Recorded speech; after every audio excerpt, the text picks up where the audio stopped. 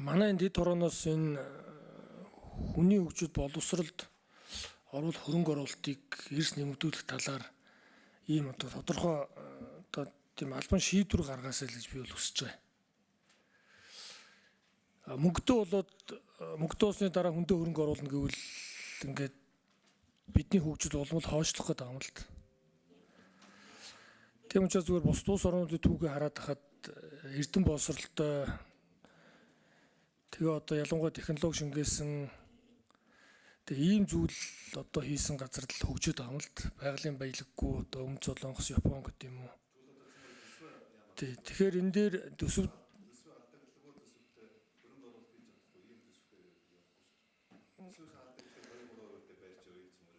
тэгэхээр миний хэлэх гээд байгаа санаа бол энэ одоо төсвийн дотоодын бүтээгдэхүүнд эзэлж байгаа хувь хэмжээ гэдэг нэг ийм одоо босго тогтоож өгмөр байна.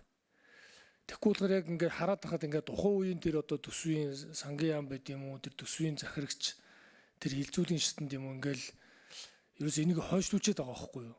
Яг бодит байдал тэр. Тэгээ зөрөгтэй л энийг яг энэ хүнийхээ хөгжилд оруулах юм л одоо нэмэгдүүлэхгүй л бол тэгээ одоо бусад юм яад тийм тэгээд хөрөнгө оруулалтын зарим ажлууд одоо болж болно шүү дээ. Зарим шаардлагагүй юмнуудыг тий зарим юмнуудыг болж болно ш. Тэр чинь маш том үнийн дүнтэй. Тэгээ яг үнэндээ бол тэн дээр нэг компани болоод нэлээд өндөр хэмжээний ашиг болоод тэгэл эн чинь эдийн засгийн өөрөө эргээд үр өгөж өгч чадахгүй байгаа ш. Тэгээд би яриул зөндөл ярих юм байна л д. Жишээл зарим аймагт одоо бүх сумдаа засамдаар холбогдсон. Тэр ямар эдийн засгийн үр өгөж байгаа юм. Тэгэхэд бомб чиглэлийн зам төмөр замуудад одоо холбож чадаагүй л байгаа ш. Яг л ийм тогтцоогоор явж ирсэн. Яг ингээ мөнгө байхгүйгээ үзэх юм бол мөнгө зөндөө байх шүү дээ. Тэр олон одоо тэр сумдыг холбосон одоо засам замын байд юм уу? Тэр одоо бусад одоо юунд оруулсан хөрөнгө бол аимшигт юм байгаа таахгүй.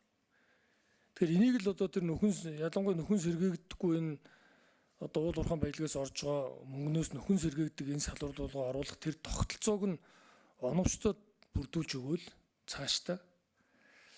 Тэгээд ингэж явчвал энэ бол шал өөр болно л гэж би бол хувьдаа бодож байгаа. Тэгээд энэ олон судалгааны харуулдаг. Тэгэхгүй бид нар ингээ байхгүй гэдэг юм уу? Эсвэл одоо ингээ төсвөө одоо ингээ алдагдaltaа батлаад ингээ гэдэг юм уу? Эсвэл одоо мөнгө нь хөрөхгүй байгаа юм чинь гэдэг ивэл хизээж байж чадахгүй. Хүн байгааг үйл нэг юу гэдэг лээ одоо өөрөө одоо байгаа өгийг үйл ганцаасаа гэдэг шиг тэгээд байгааг үйл болно. Би яагаад энд итгэлтэй өнөхөр би нэг хий хоосон одоо тийм поп юм яриаггүй. Би бол Дорнот аймгийн засаг дарга 9 жил ажилласан.